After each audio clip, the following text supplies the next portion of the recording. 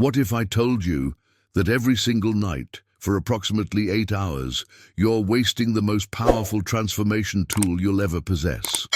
Right now, as you're watching this, you might think I'm talking about some expensive course, some secret technique, or some hidden knowledge that only a select few have access to.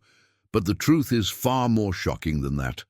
I'm talking about something you do every single day of your life, something so natural that you've probably never questioned. It's something that's been happening since the moment you were born. I'm talking about sleep. Has this ever happened to you? You go to bed absolutely exhausted, your mind racing with problems that seem impossible to solve, challenges that feel overwhelming, situations that appear hopeless. You toss and turn, replaying the same worries over and over again. Then, finally, you drift off into unconsciousness. And when you wake up the next morning, something incredible has happened. The solution is right there, crystal clear, as if someone whispered the answer directly into your ear while you were sleeping. You've experienced this, haven't you? We all have. But here's what most people never realize. This isn't some random accident of brain chemistry or a lucky coincidence. This is evidence of something far more profound happening beneath the surface of your awareness. But before we begin, please hit the like button and let me know where in the world you're watching from today. It's always fascinating seeing who's joining us from around the world. And if you haven't already, make sure to hit that subscribe button and turn on the notification bell so you don't miss any of our future videos. Now, here's where things get really interesting. The ancient civilizations understood something about the nighttime hours that we've completely forgotten in our modern world. The Egyptians didn't build the pyramids aligned with the stars just because it looked impressive. The Tibetan monks didn't develop elaborate nocturnal practices simply to pass the time. They had discovered a fundamental truth about the nature of consciousness, transformation, and reality itself. They knew that when the sun sets and darkness embraces the earth, something extraordinary happens to the human mind. A doorway opens, a gateway appears, and if you know how to walk through it, if you understand the exact moment and the precise method, you can literally reprogram the very fabric of your existence. Stay with me until the end of this video, because what you're about to discover might completely change how you think about those 8 hours you spend with your eyes closed every night. Most people believe sleep is simply the body's way of recharging, like plugging in your phone overnight. They think consciousness shuts down, the lights go out, and nothing meaningful happens until morning arrives. But this couldn't be further from the truth.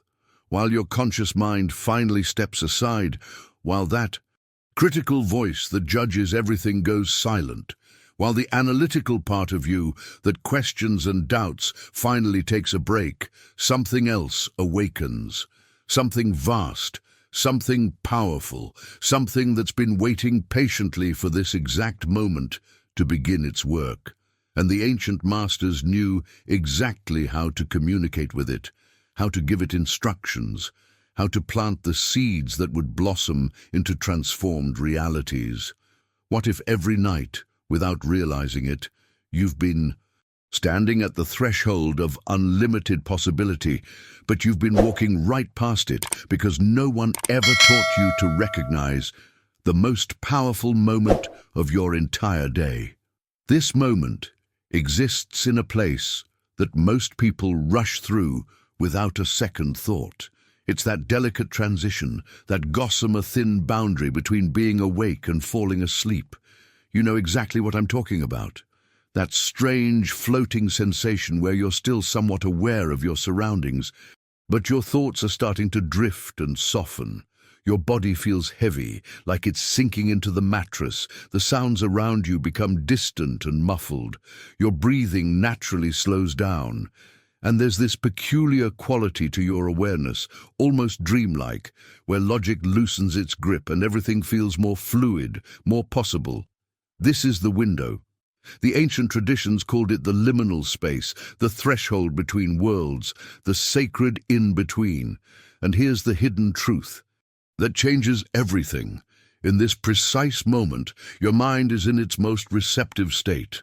Not when you're meditating with intense focus during the day, not when you're repeating affirmations in front of the mirror with determination, not even when you're visualizing your goals with all your concentration. No, the real magic happens in this subtle, almost forgotten transition that you experience every single night, but probably never pay attention to.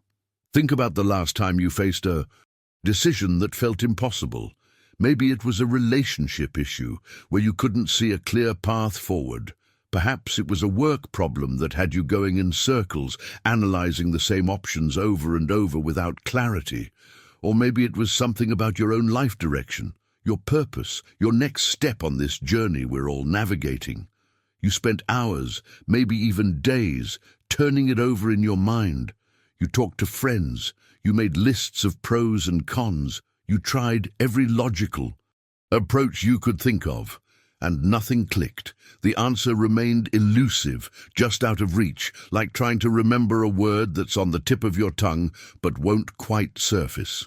Make sure to subscribe to the channel right now. Every video I create gives you real, practical tools for transformation, not just theory, but methods that actually work in your life. Then you went to sleep. Not because you'd solved it, but because you were exhausted from trying. You surrendered, you gave up. The mental wrestling match, you let go. And when you woke up the next morning, there it was. The answer. Not as some vague feeling or uncertain guess, but as a clear, obvious insight that made you wonder why you couldn't see it before. It was so simple, so evident, so perfectly aligned with what you needed. This has happened to you, hasn't it? Multiple times throughout your life. And each time you probably dismissed it as your brain just needed rest, or you slept on it and got some perspective. But what if something far more extraordinary was actually happening?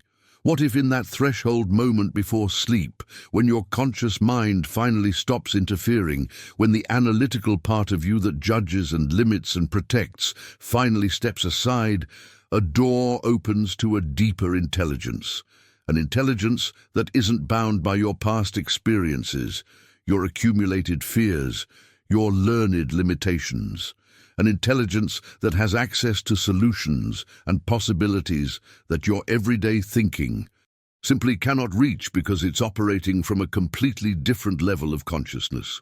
The revelations that come through this doorway aren't just better thoughts or clever ideas. They're transformative insights that shift your entire perspective, that change the way you see the problem itself, that unlock paths you couldn't even imagine existed when you were approaching things from your normal waking state. This isn't mystical thinking or wishful fantasy. This is about understanding the actual mechanics of how your mind works, how consciousness operates, how transformation happens at the deepest level. Your waking mind, for all its brilliance, is also incredibly limited. It can only work with what it already knows, what it's already experienced, what fits into the framework of beliefs and assumptions you've built over the years. It's like trying to find a new destination using an old map. You can study that map as intensely as you want, but if the place you're trying to reach isn't on it, you'll never find the way. But in that liminal space before sleep, you gain access to a completely different navigation system, one that operates beyond the boundaries of your familiar map, beyond the edges of your known territory. Now, I want to go even deeper into this, because understanding this threshold moment is just the beginning. What matters is learning how to work with it intentionally, how to plant the right seeds in that fertile ground, how to speak the language that this deeper part of you actually understands and responds to. Because here's what most people do instead. They arrive at this powerful moment every night, carrying all the stress, worry, and fear from their day. And that's what they're unconsciously programming into their most receptive state. Write in the comments, I recognize this moment, if you've experienced this threshold space and you're starting to see how powerful it really is. Think of your conscious mind as a vigilant guardian standing at the entrance to your inner world, All day long, every single day, this guardian examines everything that tries to enter. Every new idea, every possibility, every dream, every vision of who you could become or what you could achieve. And this guardian has one primary job: to keep you safe, to protect you from disappointment, from failure, from the pain of trying and not succeeding. It does this by constantly comparing everything new against your history, your past experiences, your accumulated evidence of what's possible for someone like you. Someone suggests a new opportunity. The guardian immediately pulls up your file of past attempts and reminds you of the times things didn't work out. You feel inspired by a new direction. The guardian quickly points out all the reasons why people like you don't usually succeed in that area. You dare to imagine a different version of your life. The guardian gently but firmly redirects you back to what's familiar, what's proven, what feels safe, because it's already known. This mechanism isn't trying to hurt you. In fact, it genuinely believes it's protecting you. It's like an overprotective parent who keeps their child from ever taking risks, from ever venturing beyond the boundaries of the familiar neighborhood, from ever discovering what they're truly capable of. But here's the hidden cost of this protection.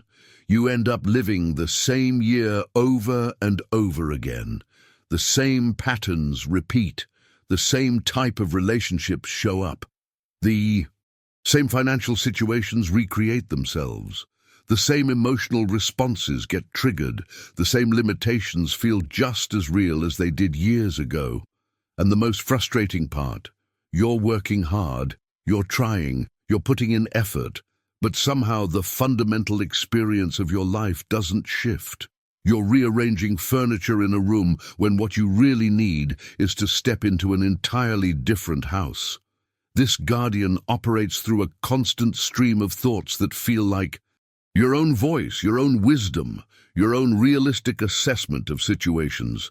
It sounds like, be practical, don't get your hopes up. Remember what happened last time. That works for other people, not for people like us. Maybe someday, but not right now. It's too late. It's too risky. You're too old, too young, too inexperienced, too damaged, too whatever. These thoughts feel so much like truth that you don't even question them.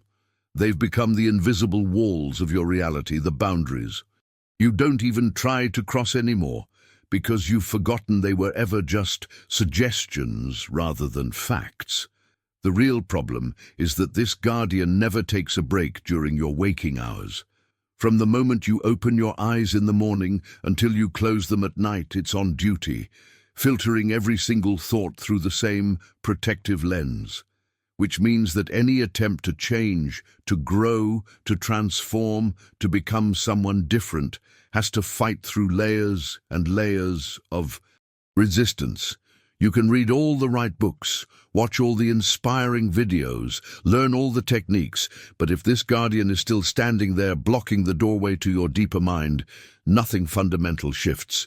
The information stays on the surface, the inspiration fades quickly, the motivation runs out of steam, and you're back to the familiar patterns, wondering why transformation seems so easy for others but so difficult for you. But here's where everything changes. When you finally surrender to sleep, when your body becomes heavy and your thoughts start to dissolve, when you cross that threshold we talked about earlier, something extraordinary happens behind the scenes.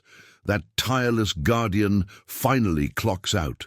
It doesn't just take a quick break, it actually goes offline completely. And in that moment, the fortress door that's been locked and guarded all day long swings wide open. Suddenly, there's no filter, no protective layer, no voice telling you what's possible and what isn't. No comparison to your past, no judgment about whether you deserve something or not, just pure, open receptivity. This is why the solutions come in the morning. This is why breakthroughs happen after sleep. This is why you can go to bed stuck and wake up with clarity. Your deeper intelligence, the part of you that actually has the power to reorganize your reality, finally gets access to work without interference. It can explore possibilities that your guardian would never allow during waking hours. It can make connections between ideas that your logical mind would dismiss as unrealistic. It can imagine versions of you and your life that don't match your history, and it doesn't care. Because in this space, your history doesn't have the same authority. The rules are different. The landscape is wider. The ceiling is higher. But most people never learn to work with this opening intentionally. They arrive at this moment of maximum receptivity, carrying whatever emotional residue the day left behind, and that becomes the default programming. Write in the comments, "The Guardian is asleep," if you're beginning to understand this shift that happens every night without you realizing it. Picture yourself standing at the edge of two worlds. On one side is everything you know, everything that feels solid and real and proven. On the other side is pure potential, unlimited possibility, the territory of what could be. And right there, right at that boundary line, there's a doorway. The ancient wisdom traditions across cultures recognized this passage and gave it names that honored its significance. They called it the liminal space, the sacred threshold, the moment between moments.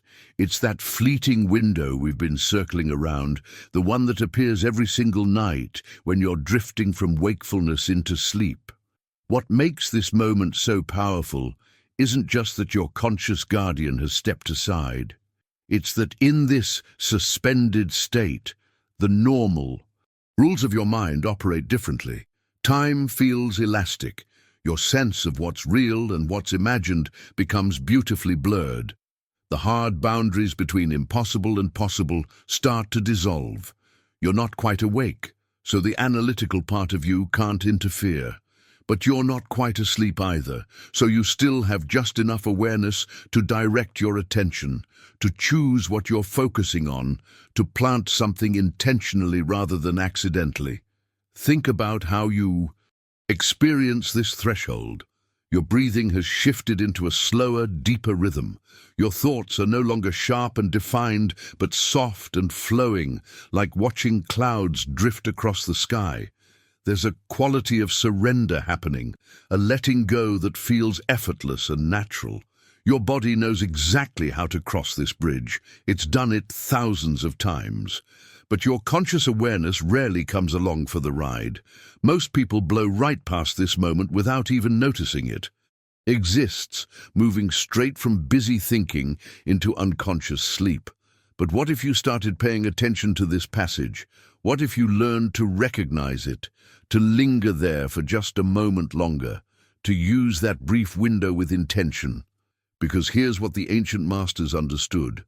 Whatever you place into your awareness during this liminal moment has a completely different quality of impact than anything you think or say during your normal waking hours. It's like the difference between trying to write on concrete versus writing on fresh clay. The message goes in deeper, the impression lasts longer, the transformation happens at a level your everyday mind simply cannot reach. Let me give you a way to understand this that makes the whole process tangible. Imagine your mind is a garden, a beautiful piece of land with rich soil that has the potential to grow anything. During the day, this garden is under the full blaze of the sun, the heat of constant thinking, the intensity of making decisions, the pressure of responding to demands, the stress of navigating your daily reality. All of this creates an environment where the soil becomes hard and compacted. If you try to plant seeds during this time, they just sit on the surface. They might roll around a bit, they might get some exposure to sunlight, but they can't penetrate the earth. The conditions aren't right for growth. The ground is too resistant. This is exactly why affirmations often feel hollow when you repeat them during the day. Why vision boards can seem inspiring but not transformative. Why you can tell yourself something is possible, but deep down you don't really believe it. You're trying to plant seeds in concrete. The soil of your consciousness is too hard, too baked by the heat of constant mental activity, too defended by that guardian we talked about. The seeds bounce off the surface without ever taking root. But when night falls, and you move toward that threshold moment, everything changes. It's as if gentle rain has been falling on your inner garden for hours. The soil has softened, the earth has become receptive, the temperature has cooled, creating the perfect environment for growth. And now, in this brief window before you cross completely into sleep, you have access to soil that's ready to receive whatever you choose to plant. A seed placed here doesn't sit on the surface. It falls into the ground effortlessly, finding its way to the exact depth where roots can form, where nourishment is abundant, where growth happens naturally without force or struggle. This is the hidden truth behind every profound transformation that seems to happen overnight, every sudden breakthrough that appears to come from nowhere, every moment when someone's life shifts dramatically after years of being stuck. Write in the comments, "My garden is ready," if something inside you is recognizing this truth about timing and receptivity. They weren't just lucky or blessed or in the right place at the right time. They understood something about the mechanics of consciousness that most people never discover. They learned to work with the natural rhythms of their own awareness, planting the right seeds at the exact moment when the ground was most fertile. And what's fascinating is that modern neuroscience is now confirming what these ancient traditions always knew, just using different language to describe the same phenomenon. When you cross that threshold into the early stages of sleep, something measurable happens in your brain. Your brain waves, which during normal waking consciousness are firing rapidly in what scientists call the beta state, begin to slow down dramatically. You enter what's known as the theta state, a specific frequency of brain activity that sits right between being awake and being asleep. This isn't just some abstract technical detail. This shift in brainwave frequency represents a fundamental change in how your consciousness is operating, in what becomes possible, in what doors suddenly open that were previously locked. In the theta state, the boundaries that normally feel so solid start to become permeable. The separation between you and everything else begins to thin. That sense of being an isolated individual bumping up against a resistant external world starts to dissolve. It's like you're moving from seeing through a thick, distorted window into a space where there's no window at all, where inside and outside merge, where thought and reality aren't as far apart as they seemed during your waking hours. This is the territory where inspiration flows freely, where creative breakthroughs happen, where solutions to impossible problems suddenly appear fully formed. Athletes call it the zone. Artists call it flow. Mystics call it unity consciousness. But whatever name you give it, you're describing the same shift in awareness that happens when your normal thinking mind steps back and something deeper takes the lead. And here's what matters for your transformation. This state isn't some rare gift that only special people can access. You move through it naturally every single night. The question is whether you're aware of it, whether you're working with it intentionally, whether you understand what becomes possible when you're operating at this frequency. Because in this state, your deep mind awakens. I'm talking about that vast intelligence that runs your entire body without you having to think about it, that heals wounds while you sleep, that processes millions of bits of sensory information every second, that stores every experience you've ever had in intricate networks of memory and meaning. During your waking hours, this intelligence operates in the background, mostly invisible to your conscious awareness. It's like having a supercomputer running your entire life support system while you're busy with the much simpler tasks of your daily thinking. But when your conscious mind finally shuts down for the night, when that narrow beam of focused attention you've been using all day finally switches off, this deeper intelligence steps fully into the foreground. And it operates on a completely different scale than your everyday thinking. It can process patterns across your entire lifetime in seconds. It can see connections between experiences that your conscious mind would never link together. It can access intuitive knowing that doesn't come from logical analysis, but from a deeper synthesis of information. It can imagine possibilities that your waking mind would immediately dismiss as unrealistic or impossible. This is the part of you that knows things before you consciously know them. That feels when something's right or wrong before you can explain why. That generates those sudden insights that seem to come from nowhere but feel absolutely true. That creates those vivid dreams where symbols and emotions convey meanings your normal language struggles to express.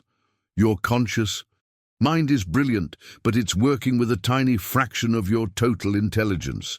It's like using a flashlight to navigate when you could turn on stadium lights.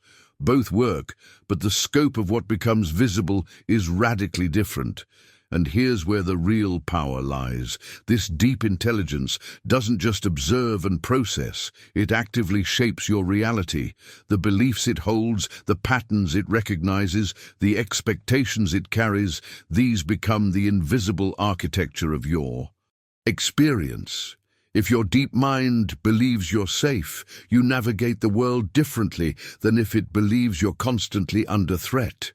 If it holds a pattern of scarcity, you'll keep recreating experiences of not enough, no matter how hard your conscious mind tries to think positive thoughts about abundance.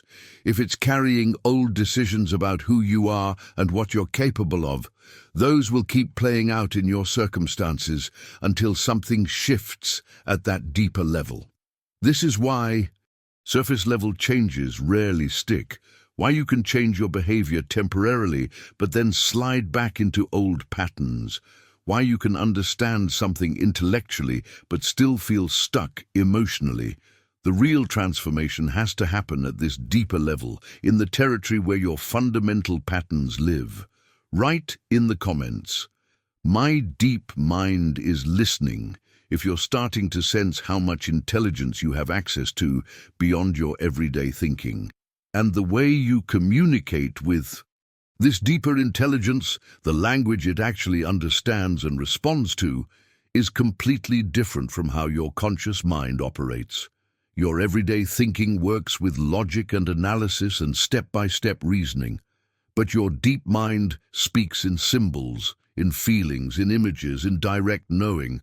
It responds to what you feed it in those moments of maximum receptivity, not because you've convinced it with a clever argument, but because you've given it a new pattern to work with, a new template to follow, a new reality to build. Here's something that might surprise you. During your normal waking hours, you're operating with roughly 5% of your brain's actual capacity. That small fraction is handling your conscious awareness, your immediate decisions, your focused attention on whatever task is in front of you. It's doing important work, certainly, but it's like using a calculator when you have a supercomputer sitting right there next to you. The other 95% is running everything else. Your autonomic functions, your emotional responses, your pattern recognition, your memory storage and retrieval, your immune system, your healing processes, your intuitive assessments. All of this is happening simultaneously, constantly, without you having to think about any of it. But here's what changes during that liminal moment before sleep. That dormant 95% fully activates. The supercomputer comes online, and suddenly you have access to processing power that absolutely dwarfs what your conscious mind can do. This is why solutions that seemed impossible during the day become obvious after sleep. Your conscious mind was trying to solve a complex equation with limited resources, like attempting to run sophisticated software on a device that doesn't have enough memory. But your deep mind has unlimited resources. It can run simulations, explore possibilities, make connections, and generate insights at a speed and scale that would take your conscious thinking weeks or months to accomplish. This activation isn't just about problem solving, though. It's about accessing the vast library of everything you've ever experienced, learned, felt, witnessed, or absorbed. Memories you don't consciously remember are all still there, stored in intricate networks. Lessons you learned but forgot are waiting to be retrieved. Patterns you observed without realizing are ready to inform new decisions. Your deep mind has access to all of it, and in that theta state, it can search through this enormous database, pulling together threads from completely different areas of your life, weaving them into new insights that your conscious mind would never think to connect. But there's a reason most people never tap into this incredible resource intentionally. During your waking hours, everything new that enters your awareness has to pass through what I call the tribunal of past experience. Imagine an internal courtroom where every idea, every possibility, every vision of something different gets immediately put on trial. And the judge presiding over this court is your accumulated history. The evidence that's allowed is only what you've already proven through past results. The witnesses testifying are your previous failures, your disappointments, your moments when things didn't work out the way you hoped. Every time a new opportunity presents itself, this tribunal convenes instantly. The questions come rapid fire. Have you tried this before? What happened when you did? Do you know anyone like you who succeeded at this? What evidence do you have that you're capable of this? Why should this time be different from all the other times? And if your answers don't satisfy this internal court, if you can't provide solid proof based on your history that this new thing is possible for you, the idea gets rejected. Case dismissed. The door closes. You stay with what's known and proven and safe. This mechanism exists for a reason. Of course, it developed to protect you from repeating painful mistakes, from taking foolish risks, from getting hurt unnecessarily. And in certain contexts, it serves you well. You don't need to keep touching hot stoves to learn they burn. You don't need to keep trusting people who've proven themselves untrustworthy. Past experience has genuine value as a teacher and guide. But here's the problem. This same protective tribunal also blocks the very changes you most want to make. Because by definition, any significant transformation in your life requires becoming someone you haven't been before, doing things you haven't done before, creating results you haven't created before. And your tribunal of past experience has no evidence that this new version of you is possible. None, because it hasn't happened yet. So it gets blocked at the door, rejected before it even has a chance to take root. This is why people stay stuck in the same relationship patterns, the same financial situations, the same emotional states, the same limitations year after year. Not because they're not trying, but because their internal tribunal won't let anything truly new pass through. The judgment is always the same. Insufficient evidence, case dismissed, stick with what you know.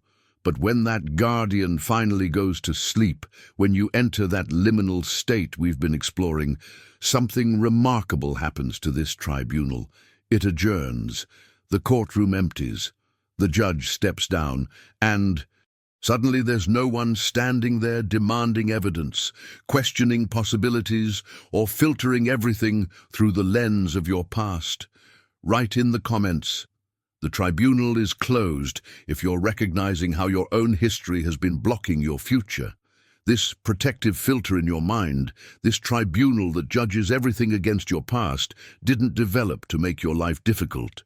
In fact, it evolved for exactly the opposite reason, to keep you alive. Think about our ancestors, living in environments where a single wrong decision could mean death. Eating the wrong plant, trusting the wrong person, wandering into the wrong territory, taking an unnecessary risk. Any of these could end your life or endanger your tribe. So the brain developed this incredibly sophisticated system to constantly scan for danger. to compare new situations against known threats, to err on the side of caution whenever uncertainty appeared. If something didn't work before, don't try it again. If you've never seen someone like you succeed at something, assume you can't either. If you got hurt in a particular situation, avoid anything that remotely resembles it. This filtering system was brilliant survival technology in a world where physical threats were constant and real. It kept our species alive through millennia of genuine danger. The problem is that we're no longer living in that world, but we're still running the same protective software. And in the modern context, where the biggest risks we face aren't physical threats, but opportunities for growth, this ancient system has become a cage. The invisible bars of this cage are made of beliefs that were once protective, but are now limiting. The lock on the door is your own history being used as evidence of what's possible tomorrow. And here's the cruel irony. The very mechanism that once saved your life is now preventing you from living it fully. You're not in physical danger when you consider starting that business, having that difficult conversation, moving to a new city, changing careers, or opening your heart again after being hurt. But your ancient protective system treats these possibilities exactly the same way it would treat a genuine threat. It raises the alarm, floods you with anxiety, generates every possible reason why this is dangerous, and strongly suggests you stay with what's familiar. So you do. You stay in the relationship that doesn't fulfill you because at least it's predictable. You keep the job that drains you because at least it's secure. You hold back your authentic expression because at least you won't face rejection. You play small with your dreams because at least you won't experience the pain of trying and failing. The guardian keeps you safe, but it also keeps you stuck. And the tragedy is that most people never realize they're living in a cage at all. They think the limitations they're experiencing are just reality, just the way things are, just how life works for people like them. But when night falls and you move into that threshold state, when your consciousness shifts into theta and that protective guardian finally surrenders its post, everything changes. The courtroom is empty, the filter is offline.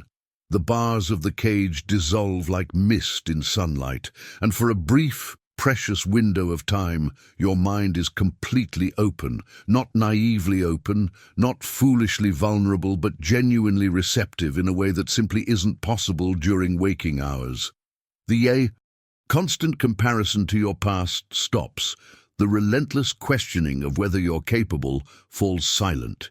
The voice that always says, yes, but finally pauses. In this space of freedom, without the guardian's interference, your deep mind can finally consider possibilities that would normally be rejected immediately. It can imagine versions of you that don't match your history. It can explore paths that have no precedent in your experience. It can accept new identities, new realities, new outcomes without demanding proof that they're possible first. This is the doorway to genuine transformation, the kind that doesn't just change your behavior on the surface, but shifts something fundamental in how you're showing up in the world. The revelations that come through this opening aren't just positive thoughts or motivational ideas. They're actual reorganizations of your internal architecture, changes in the deep patterns that have been running your life automatically. When you plant the right seed in this moment of maximum receptivity, it doesn't just sit in your conscious awareness for a few hours before fading away. It drops into that 95% of your mind that's now fully activated, where it can take root, where it can begin reshaping your beliefs, your expectations, your sense of what's possible, your fundamental identity. This is the difference between trying to change from the outside in, which requires constant effort and willpower, versus changing from the inside out, which happens naturally once the deeper pattern shifts. And this brings us to the most important question of all. If this moment of perfect receptivity opens every single night, If this opportunity for deep transformation is available to you with absolute consistency, then what are you actually planting in that fertile ground? Write in the comments, "I'm ready to plant intentionally," if you're understanding that you've had access to this power all along, and now it's time to use it consciously. Because here's what most people don't realize: they're approaching this moment completely backwards. They're arriving at the most powerful transformation opportunity of their entire day, carrying exactly the wrong cargo. Think about what typically happens in those final moments before you drift off. Your mind starts reviewing the day that just passed, and where does it naturally go? Straight to the uncomfortable parts. That conversation where you said something awkward and the other person gave you a strange look. That email you sent that maybe came across wrong.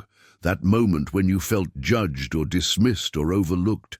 That thing you forgot to do that you really should have remembered. That interaction that left you feeling small or inadequate or frustrated. Your mind replays these moments like a broken record, analyzing them from every angle, imagining what you should have said instead, feeling that sinking sensation in your stomach all over again. And as you're doing this mental review, as you're marinating in these uncomfortable feelings and worried thoughts, you're crossing that threshold into the liminal state. You're entering that moment of maximum receptivity we've been talking about. Your guardian is stepping aside, your deep mind is coming online, your consciousness is shifting into theta, and the garden of your mind is soft and open and ready to receive whatever seeds you plant. And what are most people planting in this perfect moment? Anxiety, regret, self-criticism, worry about tomorrow, fear about what might go wrong, replays of what already went wrong, doubts about their capabilities, concerns about what others think of them. All of this is dropping straight into their subconscious without any filter, without any resistance, with complete receptivity. It's like having access to the most sophisticated laboratory in existence, a place where genuine transformation of consciousness can occur, where lead can truly turn to gold, where your heaviest limitations can transmute into your greatest possibilities, and using it to create more of exactly what you don't want. The medieval alchemists spent lifetimes in their laboratories trying to discover the formula for transformation. They worked with metals and minerals, with fire and water, with elaborate processes and secret symbols. But the wisest among them understood that all of these external experiments were just metaphors, training exercises for the real work.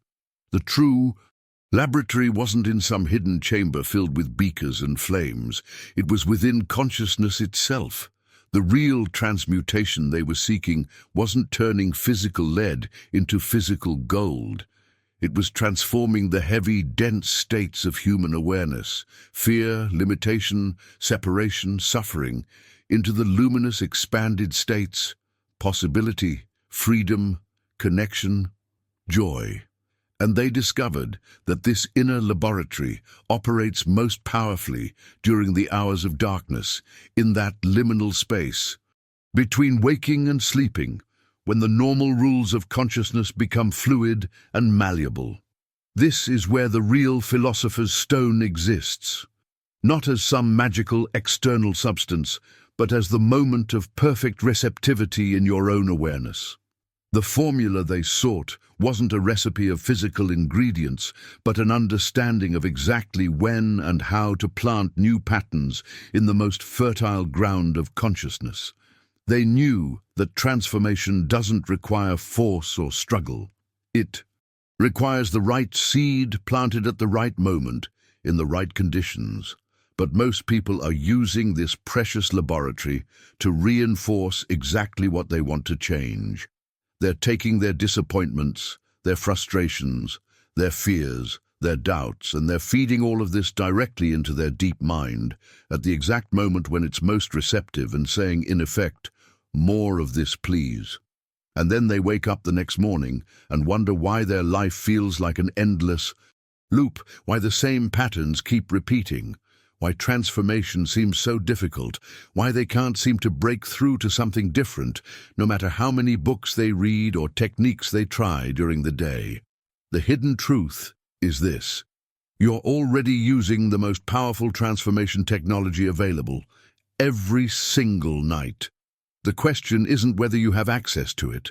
The question is whether you're using it consciously or unconsciously, whether you're directing it toward what you want or accidentally programming it with what you don't want.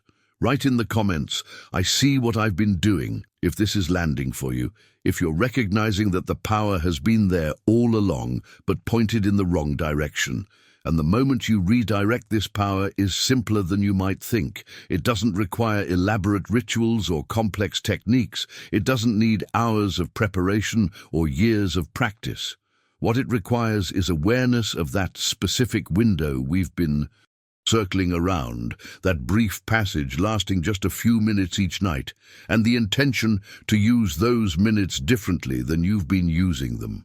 This window opens in the same place every night, right there in that threshold between waking and sleeping, but its power is anything but ordinary.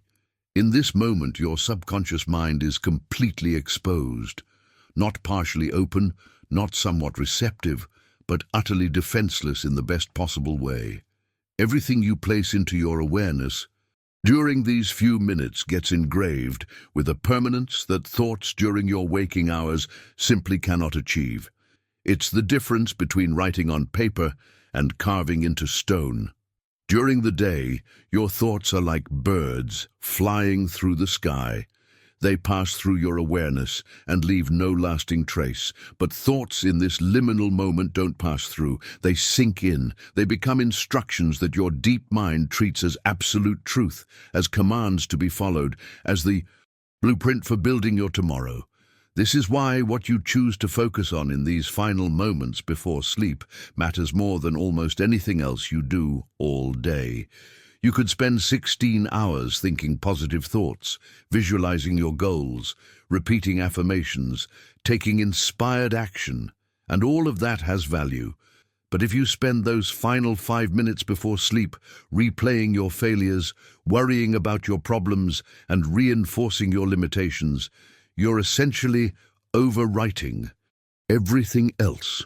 Because this is when the real programming happens. This is when your operating system accepts updates. This is when your deep patterns either get reinforced or transformed. So what should you actually be planting in this moment?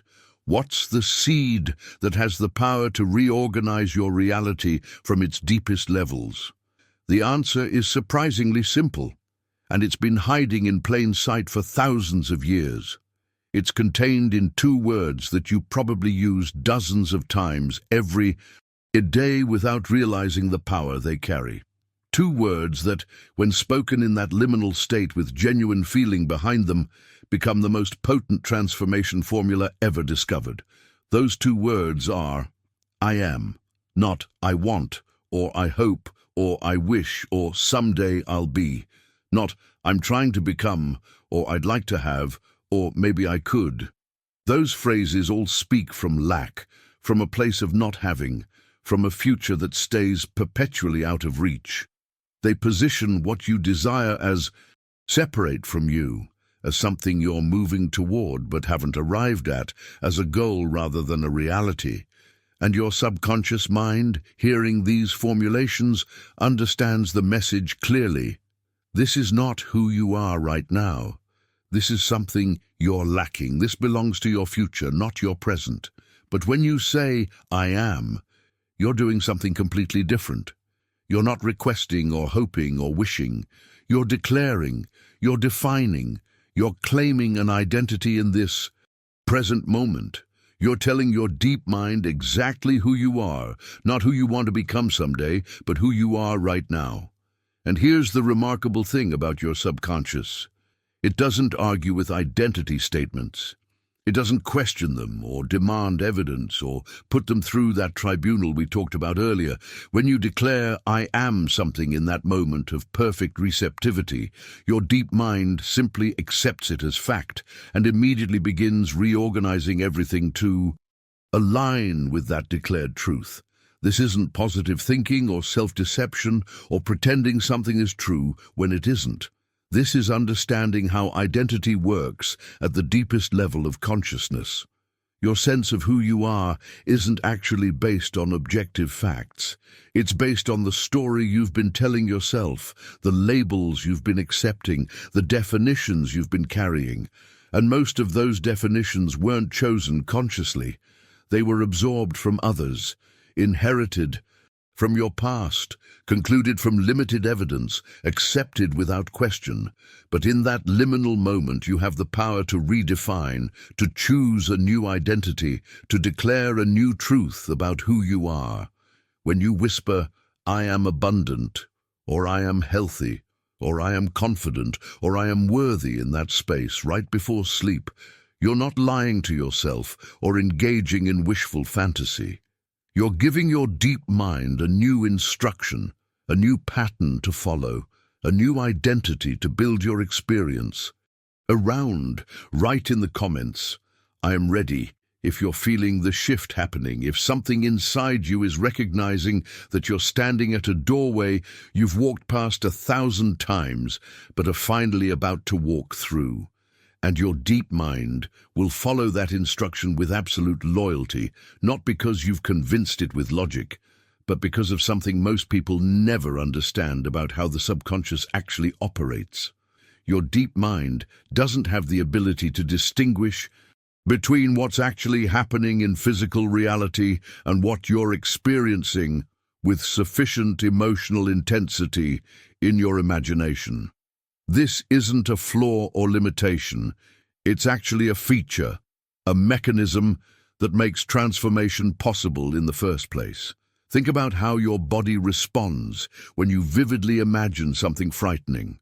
Your heart rate increases, your palms might sweat, your breathing changes, adrenaline floods your system, your muscles tense.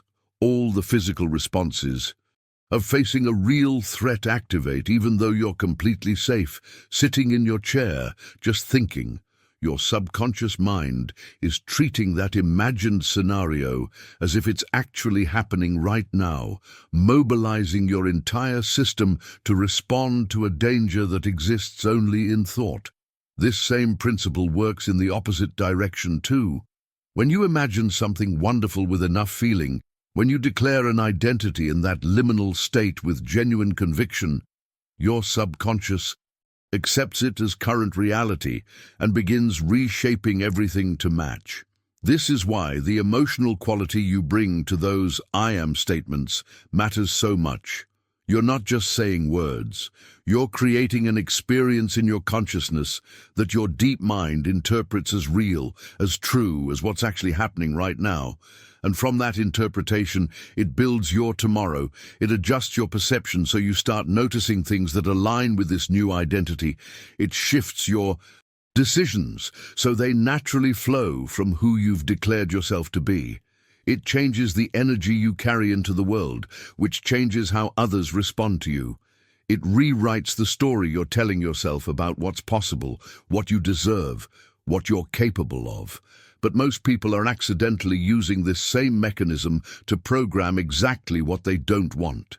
Every night as they cross that threshold, they're replaying scenarios filled with negative emotion, embarrassment, anxiety, frustration, inadequacy. And their subconscious, which can't tell the difference between real and vividly imagined, accepts these repeated experiences as reality and creates more situations that generate those same feelings. It's an invisible cycle that keeps people trapped in patterns they consciously want to escape, but unconsciously keep reinforcing. Let me show you what this looks like in real life, because understanding the principle is one thing, but seeing how it plays out in someone's actual experience makes the impact undeniable. There's a story that illustrates this perfectly, and even though it comes from a different time and place, the pattern it reveals is timeless and universal. Imagine the ancient markets of Damascus centuries ago, where merchants gathered before sunrise to set up their stalls, where the air filled with the scent of spices and the sound of negotiation, where fortunes were made and lost based on reputation and quality, and a mysterious something else that people couldn't quite name but definitely felt. In this world lived a man named Miguel Rodriguez, whose family had been respected silk merchants for generations. His grandfather built the business from nothing, earning trust through exceptional craftsmanship and fair dealing. His father expanded it further, becoming known throughout the region for sourcing the finest textiles. And then it passed to Miguel, who received not just a thriving enterprise, but a legacy, a responsibility, a name that carried weight in the marketplace. And for reasons he couldn't understand, everything began falling apart the moment he took over. Miguel worked harder than anyone. He arrived earlier, stayed later, studied every aspect of the trade. He maintained the same quality standards his family was known for, sourced from the same reliable suppliers, treated customers with the same respect. But despite all this effort, despite doing everything right according to what he'd been taught, his business hemorrhaged money month after month. Sales dried up. Customers who had been loyal for years suddenly went elsewhere. Opportunities that should have been his went to competitors who, frankly, offered inferior products at higher prices. It made no logical sense. Every decision Miguel made seemed to backfire in ways he couldn't predict. He'd stock up on a particular color of silk that should have sold well, and fashion would shift away from it overnight.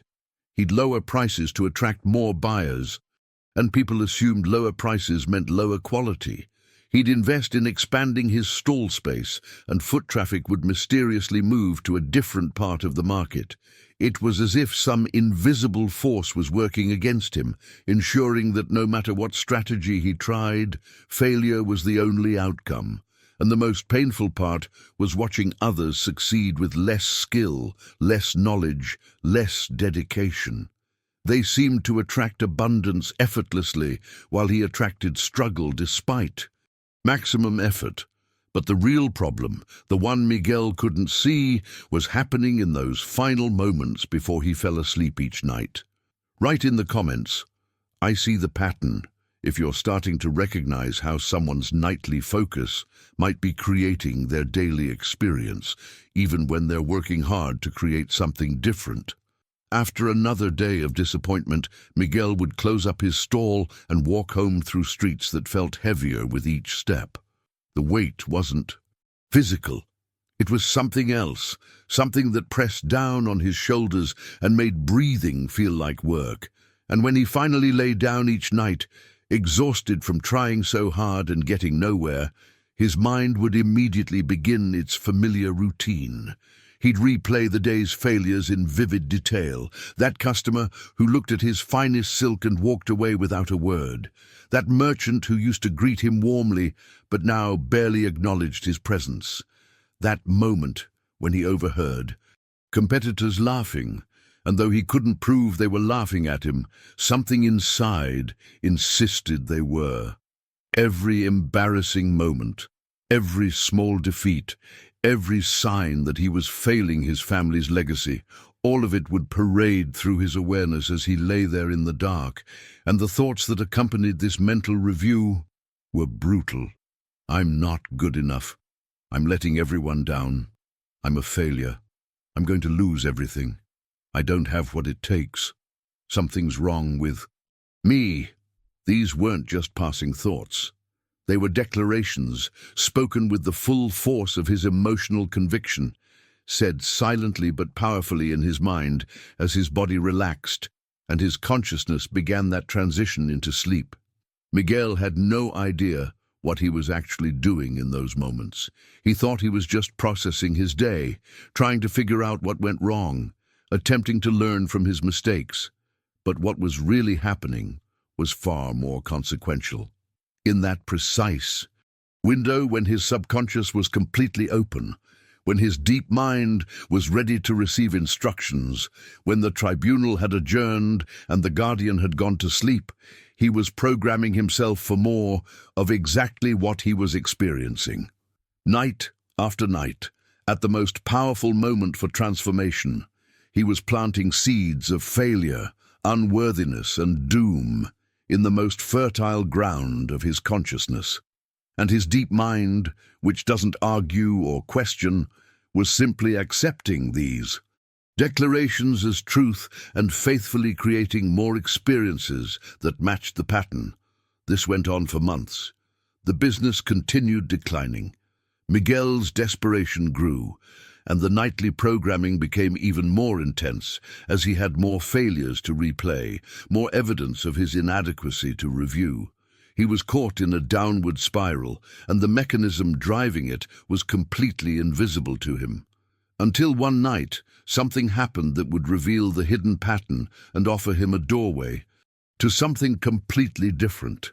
Miguel was sitting on his rooftop, unable to sleep despite his exhaustion, looking out over the city and wondering if he should just give up entirely.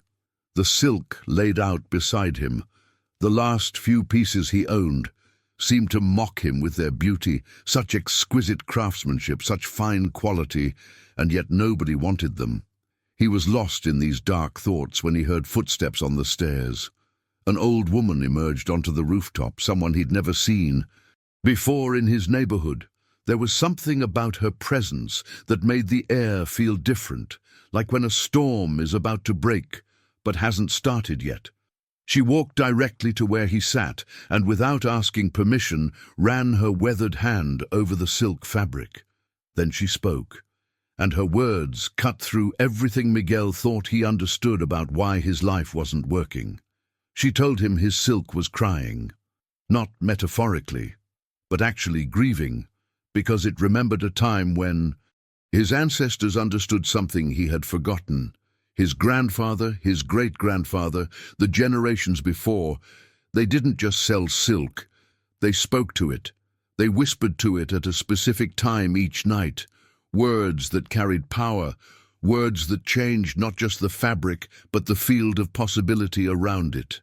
The old woman explained that there are two words, just two, that when spoken at exactly the right moment, create a resonance that reorganizes reality itself, not through magic or supernatural intervention, but through a natural law that operates at levels most people never access. His ancestors knew this. They understood that everything responds to consciousness, that the boundary between mind and matter is far more permeable than it appears, that the right words, spoken in the right state, can literally transform what's possible.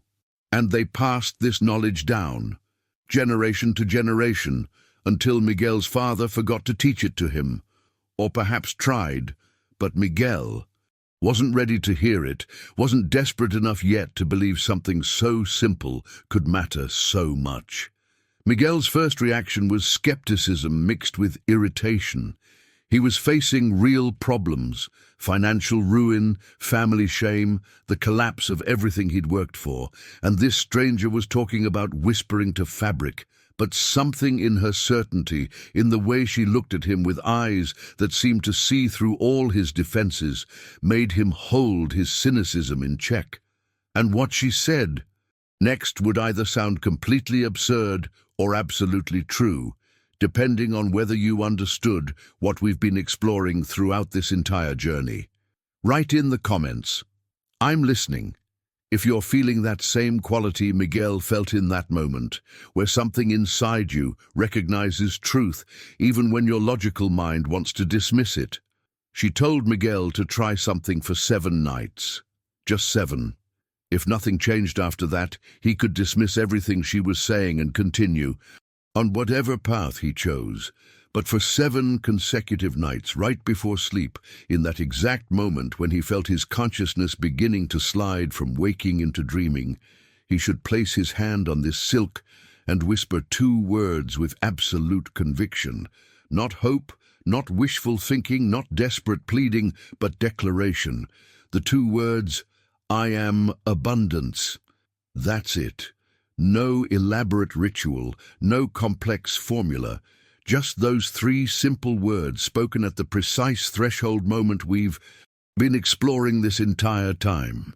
The old woman explained that his ancestors understood something about this particular transition, about how consciousness becomes like wet clay at that exact point, ready to be molded, ready to receive impressions that will harden into tomorrow's reality.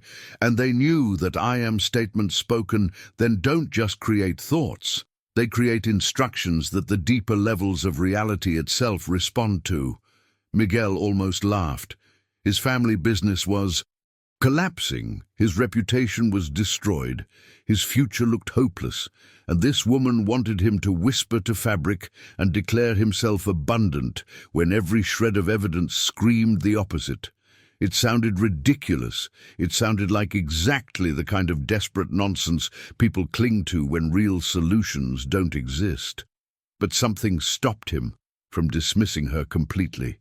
Maybe it was the way she spoke with such certainty. Maybe it was that he literally had nothing left to lose.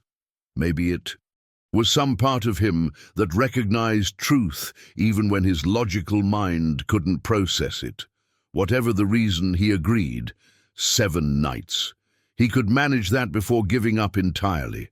That first night, Miguel felt absolutely foolish.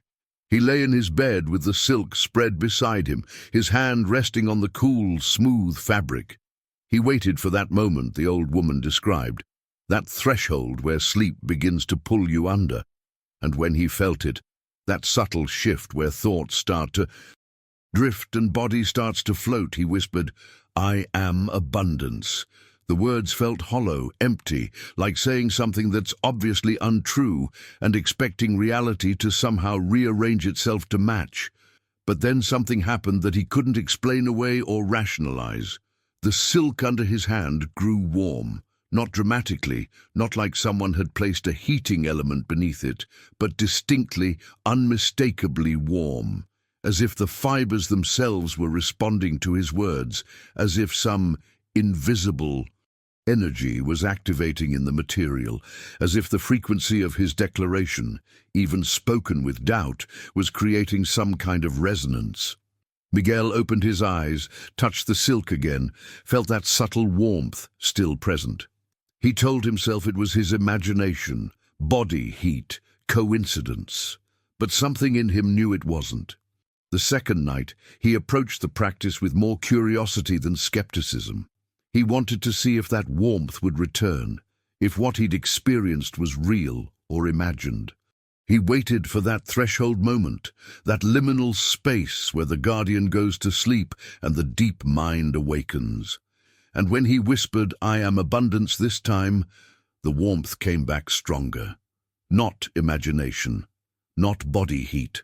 Something was happening that his rational mind had no framework for, but his direct experience couldn't deny. By the third night, the warmth was undeniable, and something else was beginning to shift, something internal that was harder to describe. Miguel noticed that his last thoughts before sleep weren't the usual parade of failures and fears. They couldn't be, because he was focused on this practice, on feeling the silk, on speaking those words with increasing conviction. The nightly programming that had been reinforcing his failure was being interrupted, replaced with something different. He wasn't replaying his humiliations. He was declaring a new identity.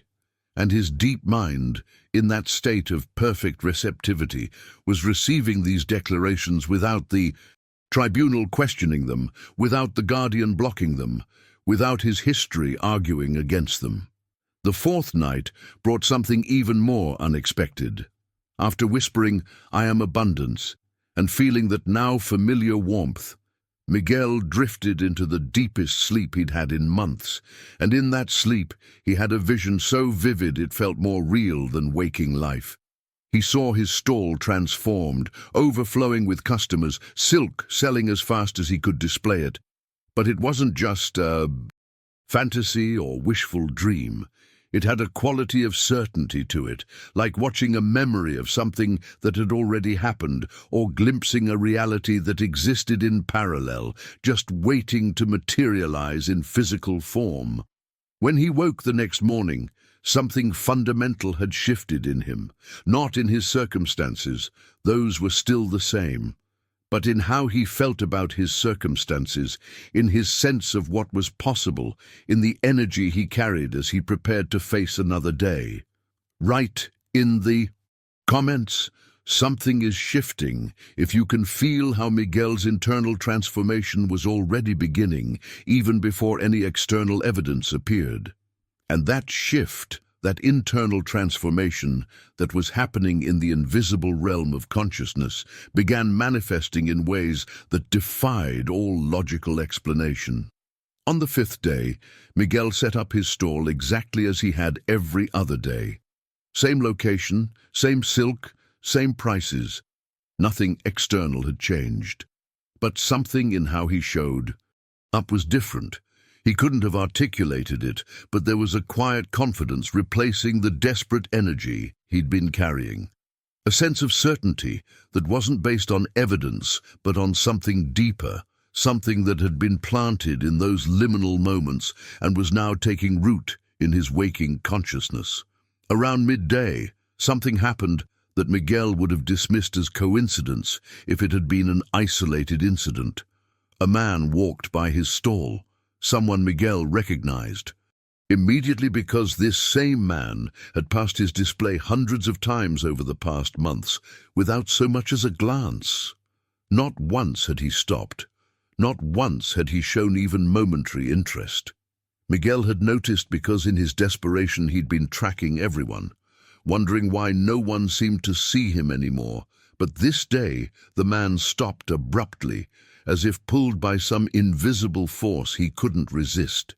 He approached the silk with an expression Miguel had never seen before on a customer's face. Not the calculating look of someone assessing value or comparing prices, not the casual interest of someone browsing. This was something else. Reverence, almost. The man reached out and touched the fabric with the kind of care you'd show something sacred, running his fingers across the weave like he was reading something written in the threads. Then he asked about the price, and when Miguel told him the man didn't counteroffer or negotiate or suggest something lower, he simply agreed and bought several rolls immediately. This was completely unprecedented behavior in the Damascus markets, where haggling wasn't just expected, it was practically a requirement, a ritual that had to be performed before any transaction could be considered legitimate. People negotiated over everything, often for the pure pleasure of the exchange, as much as for getting a better deal. But this man bypassed the entire dance, paid without question, and left carrying the silk like he'd just acquired treasure he'd been searching for. Miguel stood there after the transaction, trying to understand what had just happened, why this particular day was different from all the others when nothing external had changed.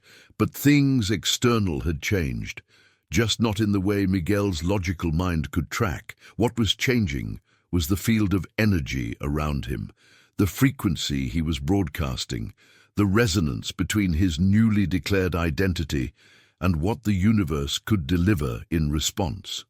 He'd stopped emanating desperation and lack. He'd stopped declaring himself a failure in that most powerful moment before sleep. He was now, for 5 consecutive nights, planting a completely different seed, abundance, declared as present tense truth, and his reality was beginning to reorganize itself to match. The 6th day brought something even more improbable. Miguel hadn't thought about his old business partner in years. They'd had a falling out over a failed venture, gone their separate ways, lost contact completely. Miguel didn't know where the man lived anymore, didn't know if he was even still in Damascus, had absolutely no reason to expect he'd ever see him again. And yet that morning, there he was, walking through the market, straight toward Miguel's stall, as if drawn by some invisible thread of connection that had suddenly reactivated after years of silence. The reunion was awkward at first, both men carrying the weight of their past conflict, but the partner had news. He'd been traveling, had made connections with merchants from the East who were bringing silk of extraordinary quality and looking for trusted local distributors. and for reasons he couldn't fully explain. He admitted this openly. Miguel was the first person who came to mind, not the merchants he'd been working with recently, not the successful traders he knew. Miguel, whose business was failing, whose reputation had dimmed. Something inside had told him to seek Miguel out specifically, to offer him this opportunity, to reconnect at precisely this moment. These weren't random events, they weren't luck or coincidence or good timing. This was the mechanism we've been exploring throughout this entire conversation, operating exactly as it's designed to operate when you finally align with it instead of working against it. Miguel had changed his internal programming. He'd redirected that nightly moment of maximum receptivity away from failure and toward abundance. And his external world was beginning to reflect that internal shift with a precision that would seem magical if you didn't understand the actual mechanics of how consciousness and reality interface.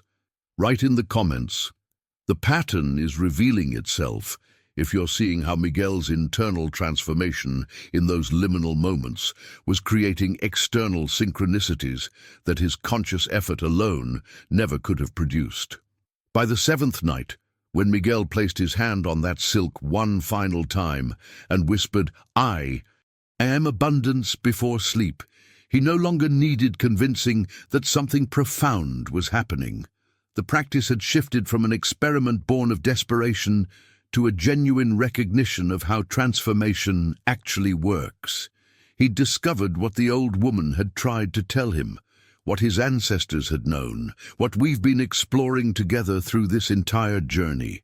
The most powerful moment of change isn't found in the busy activity of your days, in the strategies you deploy, or the actions you take.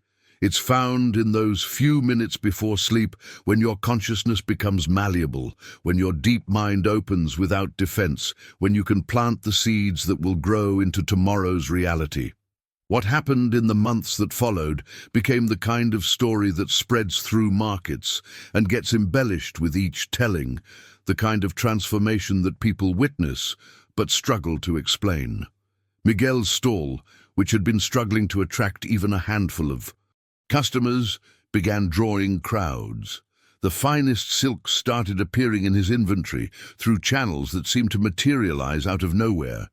Suppliers he'd never worked with before would seek him out specifically, offering exceptional quality at prices that made no business sense, explaining that something had told them to find him, that his name had come up in conversation with someone they couldn't quite remember, that they felt drawn to work with him for reasons they couldn't articulate. The silk merchants who had watched Miguel fail month after month couldn't understand what had changed. They looked at his stall and saw the same basic setup, the same location, the same fundamental approach to business. But something was different, something they could feel but not identify. Some whispered that he'd made a deal with forces beyond ordinary understanding. Others speculated that he'd discovered a hidden source of exceptional merchandise. A few suggested he was using techniques of persuasion or manipulation that gave him unfair advantage. But none of these explanations captured what had actually happened. What had changed wasn't external. It was the frequency Miguel was broadcasting, the identity he'd claimed, the pattern he'd reprogrammed during those 7 nights of intentional practice. He'd stopped declaring himself a failure at the moment of maximum receptivity and started declaring himself abundant. And his entire reality reorganized itself to match that new internal truth. The customers who came to his stall now weren't responding to better sales tactics or lower prices or superior product, though his product was exceptional. They were responding to something energetic, something that happens when your internal state and your external presentation align, when you're not desperately trying to convince others of something you don't believe yourself, when you're simply being what you've declared yourself to be. This wasn't magic in the supernatural sense. This was the natural law of consciousness and manifestation, operating exactly as it's designed to operate. Miguel had been unknowingly using his most powerful transformation tool, those liminal moments before sleep, to program failure.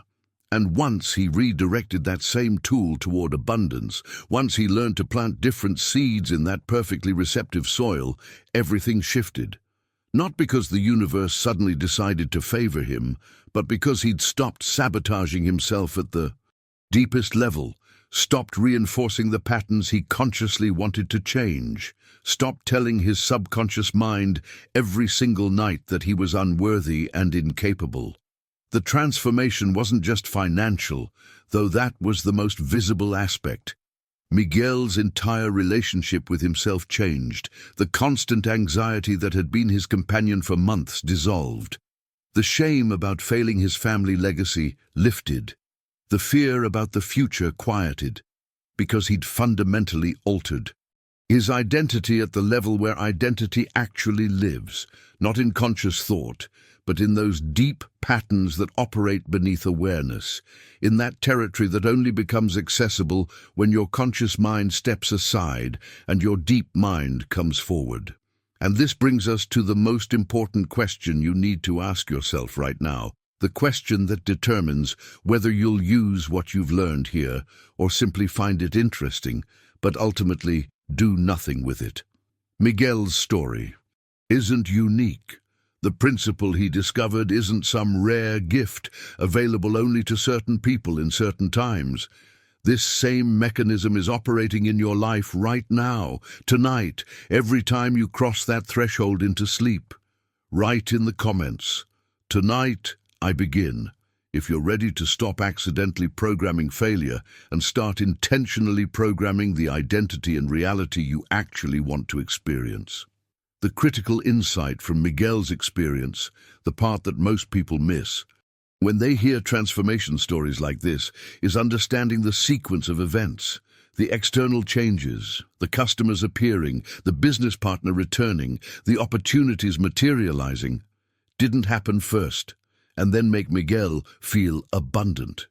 It worked in the opposite direction. Miguel's internal state shifted first. His fundamental identity changed at the deepest level, and then his external reality reorganized itself to match. This isn't just an interesting philosophical point. This is the actual mechanism of how transformation works, and getting the sequence wrong is why most people's attempts at change fail despite sincere effort. Your external circumstances are always, without exception, a reflection of your internal state. Not the state you consciously want or the thoughts you try to think during the day, but the deep patterns running beneath your awareness, the identity you've claimed at the subconscious level, the frequency you're actually broadcasting rather than the one you wish you were broadcasting. Miguel had been working incredibly hard on the external level, better products, longer hours, smarter strategies, but none of it could overcome the internal programming he was reinforcing every single night. He was emitting the frequency of failure, desperation, and unworthiness in that moment of maximum transmission power, and the universe was simply matching that frequency with corresponding experiences. When he finally changed what he was declaring, in those liminal moments, when he started planting "I am abundance" instead of "I am failing" in that perfectly receptive soil, his internal frequency shifted first. And then, as naturally as water flowing downhill, his external reality began matching the new frequency. This is why you can't fake this process. You can't just say the words mechanically and expect results. Your subconscious mind responds to genuine conviction, to actual shifts in identity, to declarations that carry the weight of truth even when external evidence hasn't caught up yet.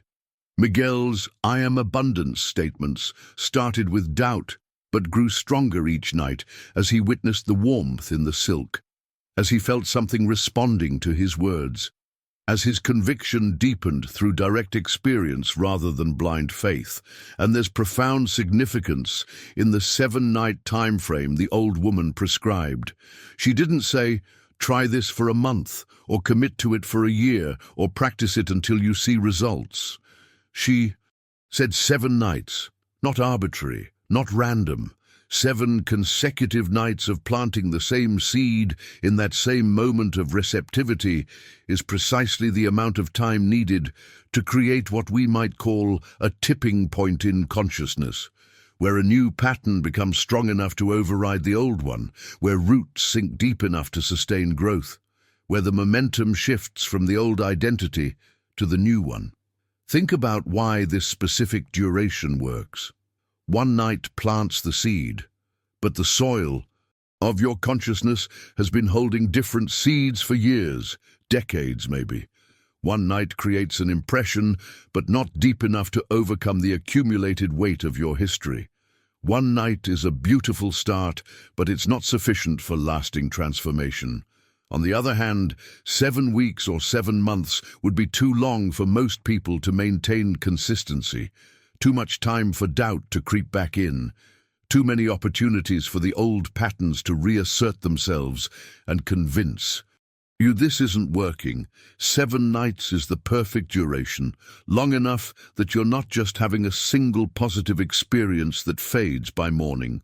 Short enough that you can maintain complete commitment without your mind talking you out of it.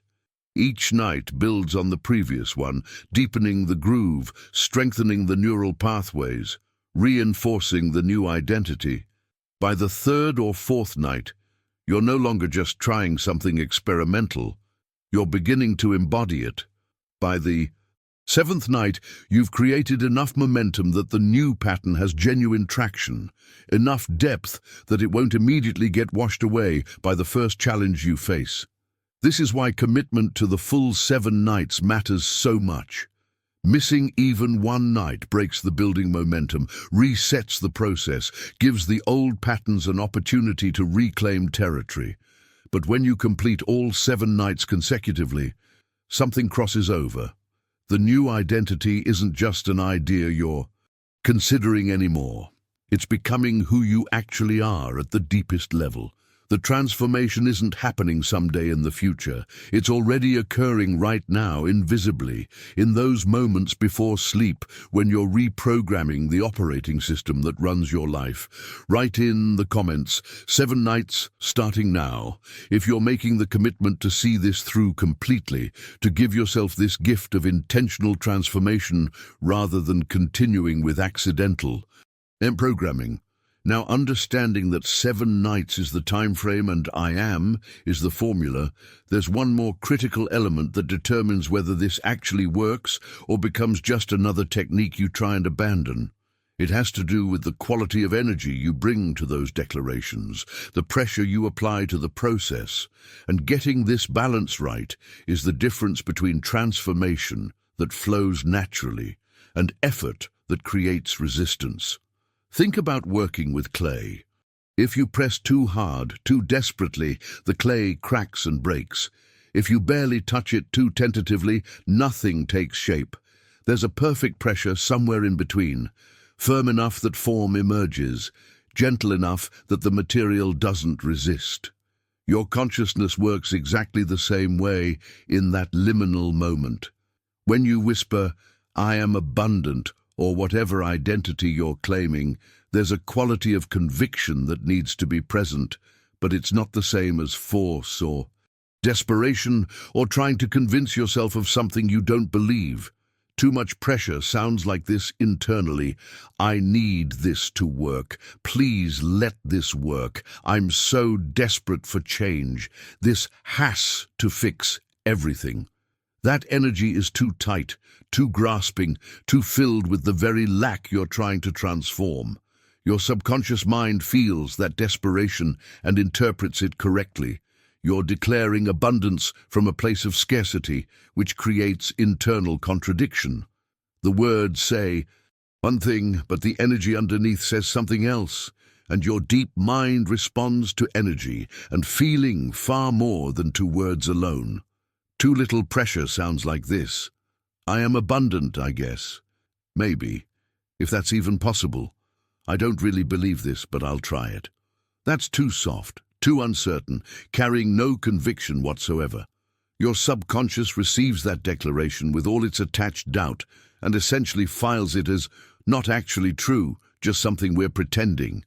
No transformation occurs because no real claim has been made.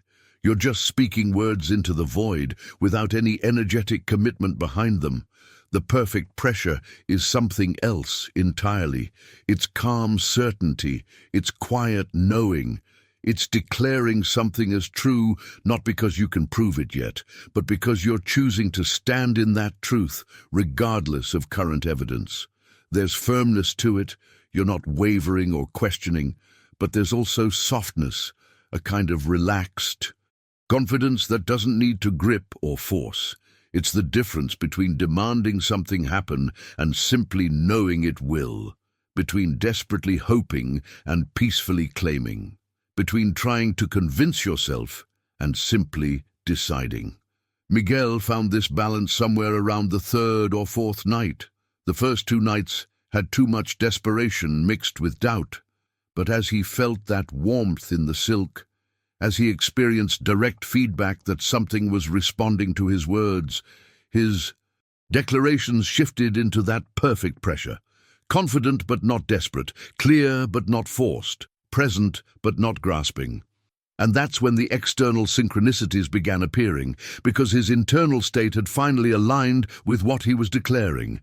This same principle of perfect pressure extends beyond just material abundance. It applies to every area where transformation is needed. In ancient healing temples, there were practitioners who understood this better than almost anyone.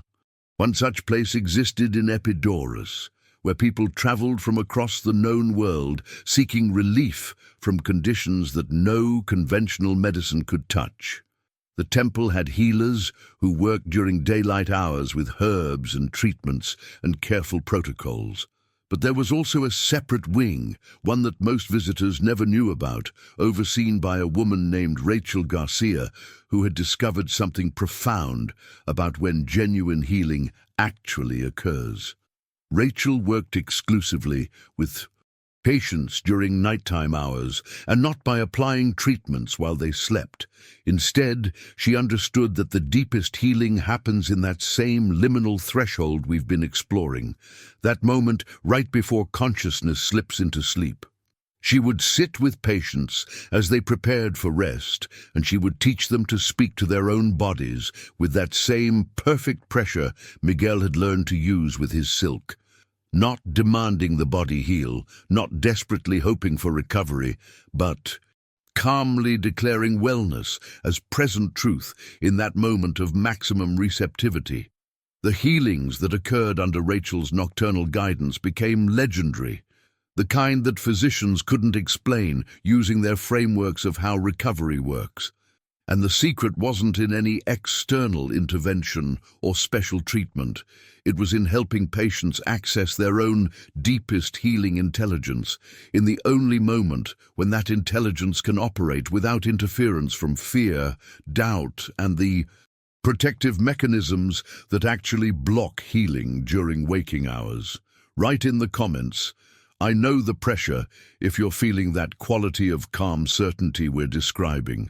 That balance between clear intention and relaxed trust. What Rachel understood about healing in that threshold moment connects to something even more ancient. A practice that existed in monasteries hidden in the Himalayan mountains, where the air itself felt different, where silence had weight, where the boundary between physical and spiritual seemed thinner than in the lowlands. In these remote valleys lived a man named Joshua Phillips, who served as keeper of the monastery's medicinal gardens.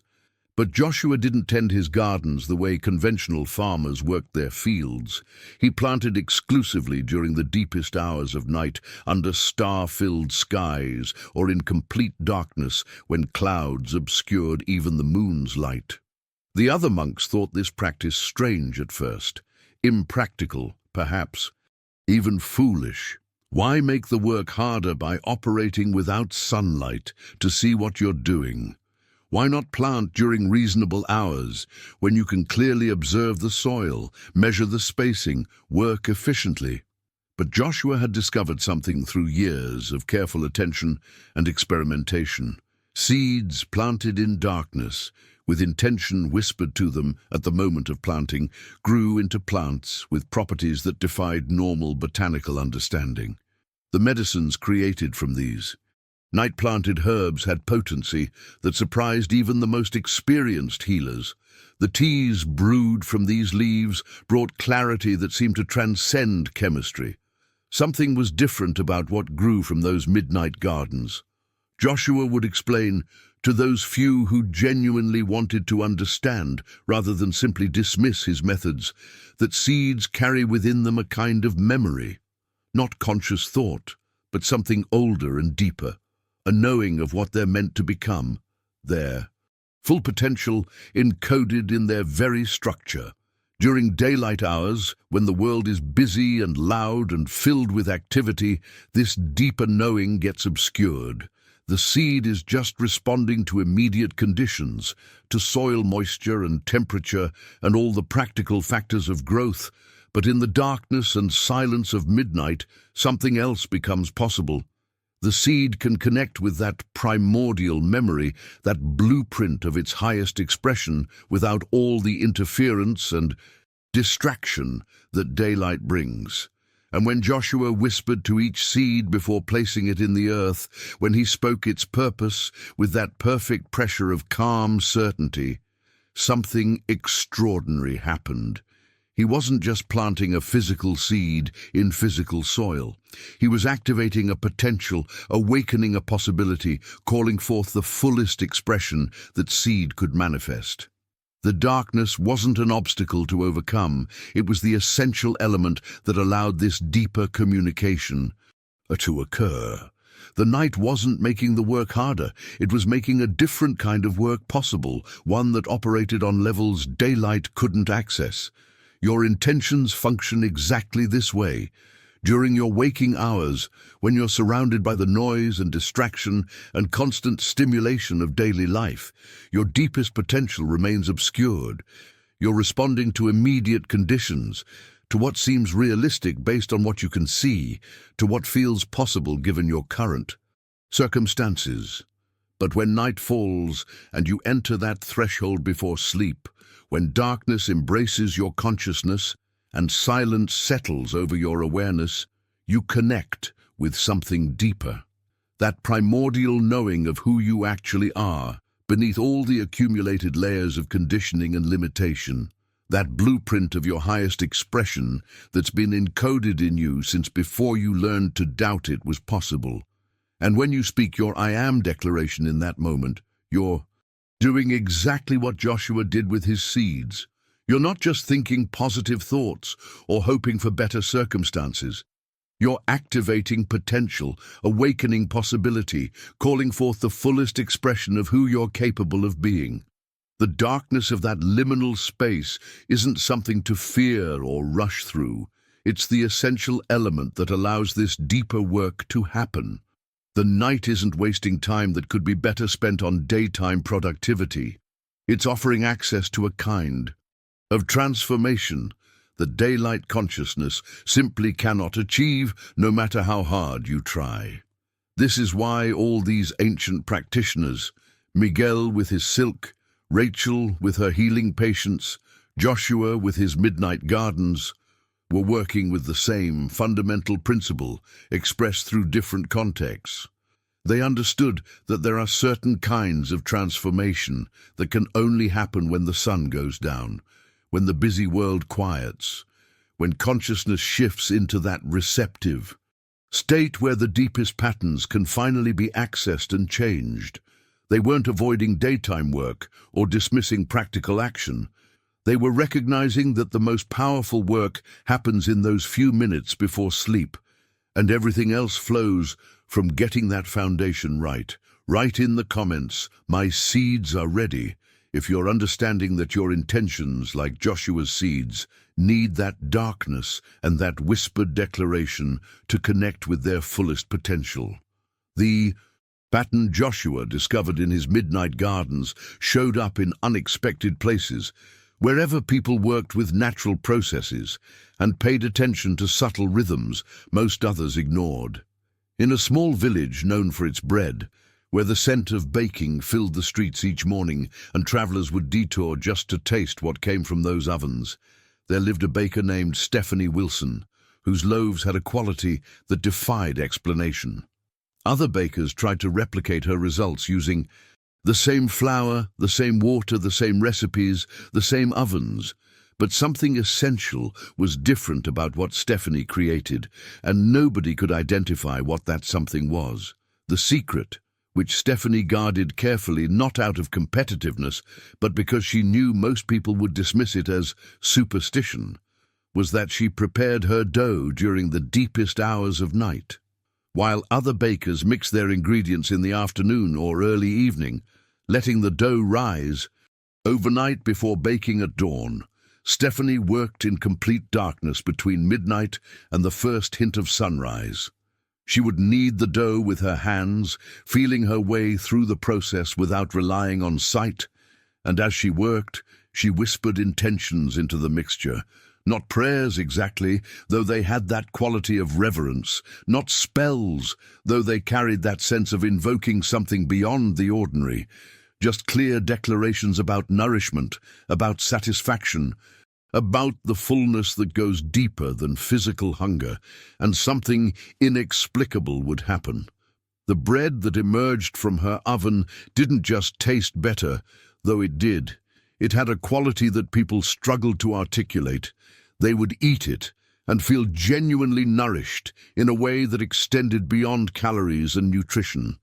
They would describe a sense of completeness, of being satisfied not just physically, but somehow emotionally, spiritually. Children who were picky eaters would devour Stephanie's bread without complaint. People going through difficult times would find comfort in it that seemed disproportionate to what a simple loaf should provide. The bread carried something that went beyond its ingredients, something that had been woven into it during those midnight hours of intentional preparation. What Stephanie understood intuitively, and what connects directly to what you're learning to do with your own consciousness, is that certain processes need darkness and time to develop their full power. Bread doesn't become bread the moment you mix flour and water. It needs to ferment, to rise, to undergo transformation in the invisible realm before it manifests as the finished product. And that transformation happens best in darkness, in stillness, in that space where you can't see what's occurring, but trust that the process is working exactly as it should. Your intentions operate on precisely this principle. When you plant your "I am" declaration in that liminal moment before sleep, you're not just thinking a thought that floats away into nothing. You're beginning a fermentation process. That declaration drops into the darkness of your subconscious mind like yeast into dough, and immediately it begins working. Not in ways you can observe or measure, not with progress you can track consciously, but in the invisible realm where all real transformation occurs first before manifesting in physical form. While you sleep, while your conscious mind is completely offline, that declaration is expanding. It's connecting with memories and patterns and possibilities stored throughout your entire consciousness. It's reorganizing neural pathways, shifting emotional associations, adjusting your perception filters, recalibrating your sense of what's possible. It's rising, quite literally, developing the density and power needed to eventually break through into your waking reality as changed circumstances, new opportunities, different responses from the world around you. This is why you don't need to do anything else after making your declaration. You don't need to lie there, visualizing for hours or repeating the words obsessively or trying to force something to happen. You simply declare, then surrender to sleep, trusting that the fermentation process is happening whether you can see it or not. And just as Stephanie couldn't open the oven halfway through baking to check on the bread without ruining the process, you can't keep checking during the night to see if your intention is working. You can't wake yourself up every hour asking, is it manifesting yet? The transformation requires that darkness, that stillness, that period of not interfering, while the process does what it naturally does. Your job is simply to plant the right seed at the right moment with the right energy, then allow the invisible work to unfold. Write in the comments, "The rising has begun," if you're feeling that sense of trust in the process. That understanding that your declaration is already working, even though you can't see the evidence yet. This understanding of how intentions ferment in darkness, how they develop power invisibly before manifesting visibly, leads us to perhaps the most profound metaphor of all for what's actually happening during those nighttime hours. In certain valleys where mist clung to the mountains like breath, where the line between dreaming and waking felt permeable, there lived a woman named Christina Patel, who worked with an ancient loom that had been passed through her family for generations. But Christina wasn't weaving fabric in the conventional sense. She was weaving reality itself, taking the visions and dreams that people experienced during their sleep, and somehow translating them into patterns that would manifest as actual circumstances in physical life. People would come to Christina and describe what they'd seen in their dreams. The vivid images that felt more real than waking life. The sensations that stayed with them long after opening their eyes. And Christina would sit at her loom in the pre-dawn darkness and begin to weave, her fingers moving with a certainty that transcended conscious planning, creating patterns that somehow captured the essence of what had been dreamed. And then, in ways that defied ordinary cause and effect, those patterns would begin appearing in the dreamer's life, not as exact replicas, but as experiences that carried the same emotional signature, the same essential quality, the same transformative impact that the dream had promised. What Christina understood, what she tried to explain to those few who could grasp it, is that reality isn't the solid, immutable structure most people assume it to be. It's more like fabric being continuously woven, with threads of possibility interlacing in patterns that create the texture of experience.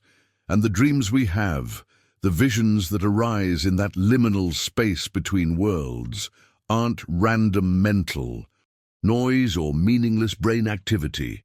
They're showing us patterns that want to manifest, possibilities that are calling to be woven into physical form. When you make your "I am" declaration before sleep, when you plant that seed in that moment of perfect receptivity, you're not just thinking a positive thought. You're providing a pattern, a blueprint, a design that your deeper consciousness can begin weaving into the fabric of your actual lived experience. This weaving happens throughout the night as your deep mind works with the material you've given it. Each thread of possibility gets examined, connections get made, patterns get refined. And over those 7 nights of consistent practice, the pattern becomes strong enough, clear enough, intricate enough that it can finally manifest in your waking world. You're literally weaving a new reality with your nighttime declarations, using the most powerful loom that exists, your own consciousness operating at its deepest, most creative level.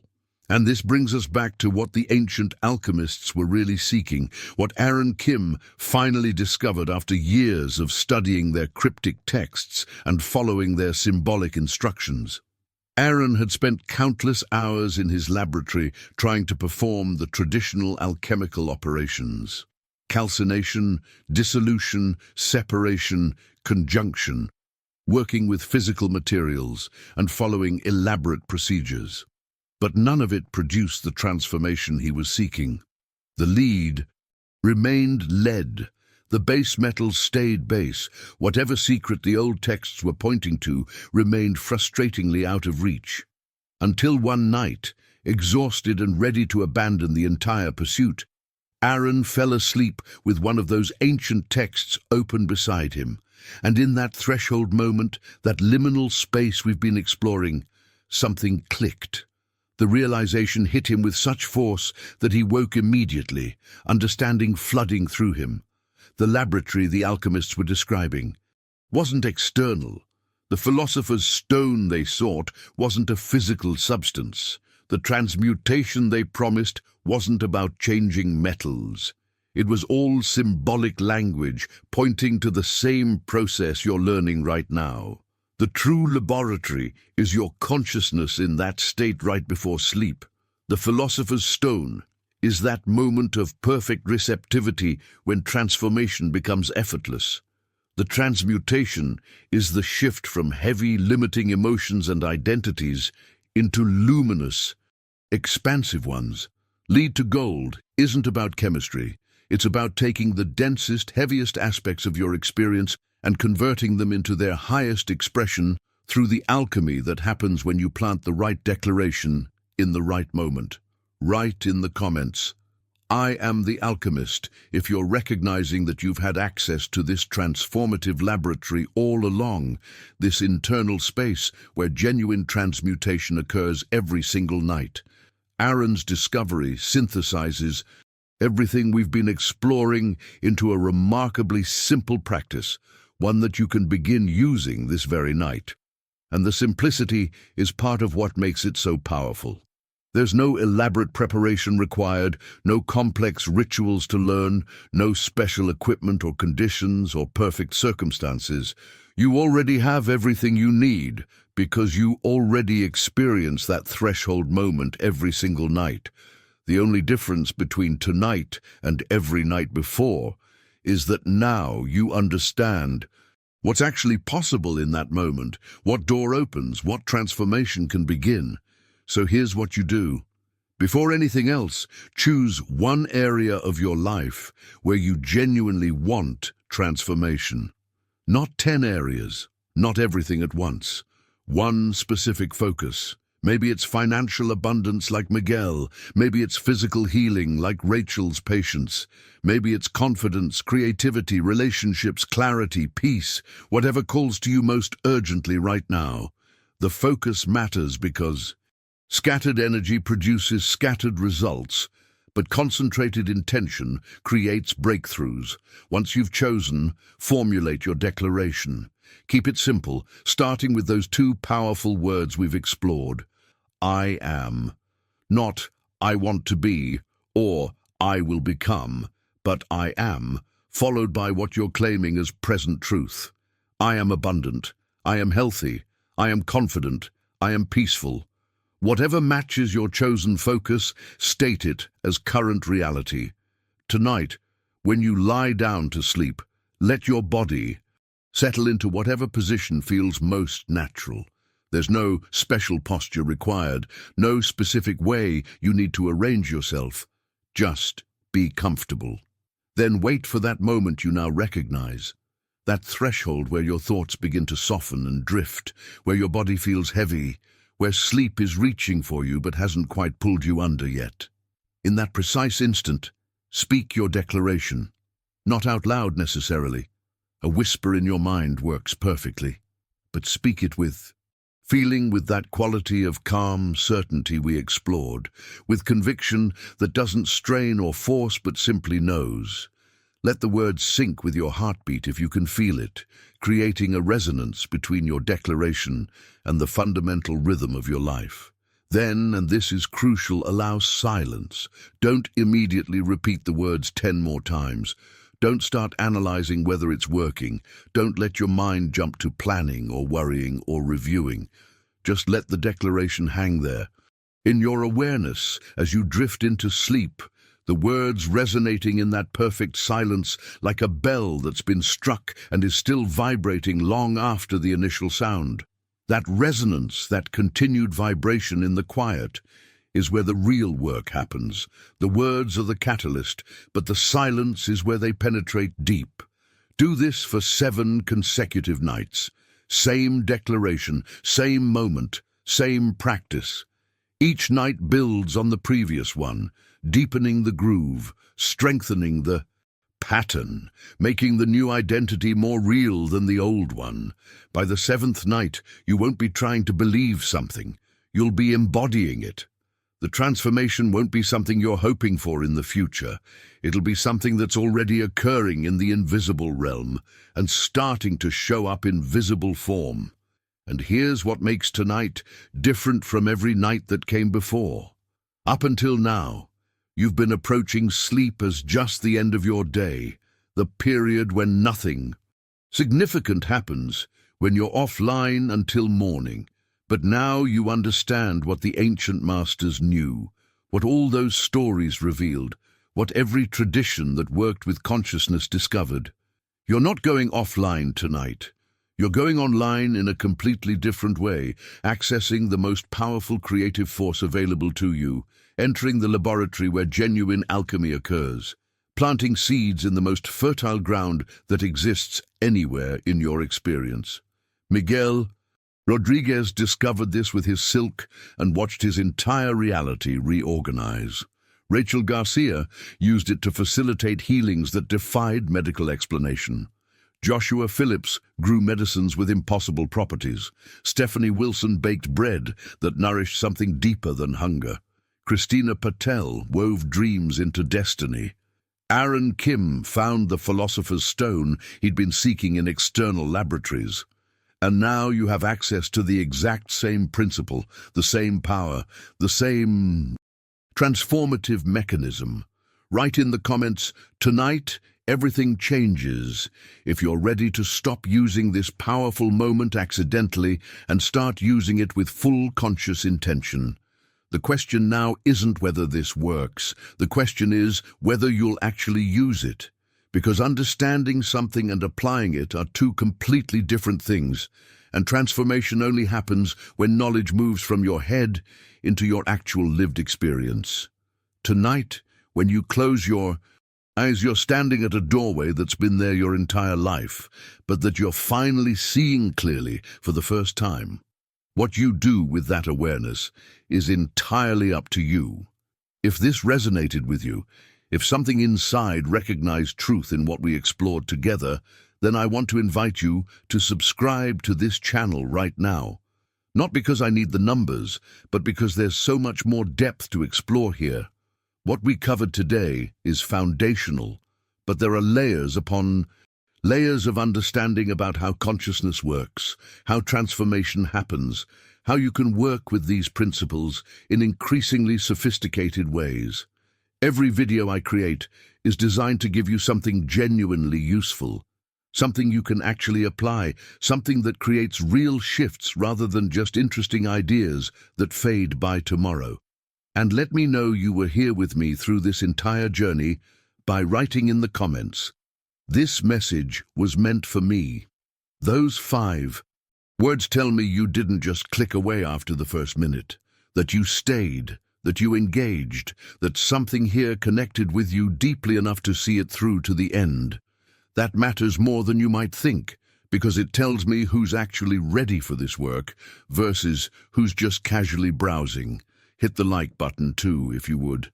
Not just to help the algorithm, though that does matter for getting this information to people who genuinely need it, but as a way of acknowledging what just passed between us. We spent significant time together exploring something profound, and that like button is your way of saying, yes, this landed, this mattered, I'm taking this with me. And there's more. There's a video right here that takes what you just learned and shows you exactly how to amplify it, how to work with even deeper levels of this process. Techniques that the masters used once they'd mastered the basics we covered today. Click on it and continue with me. Over there, because this journey doesn't end.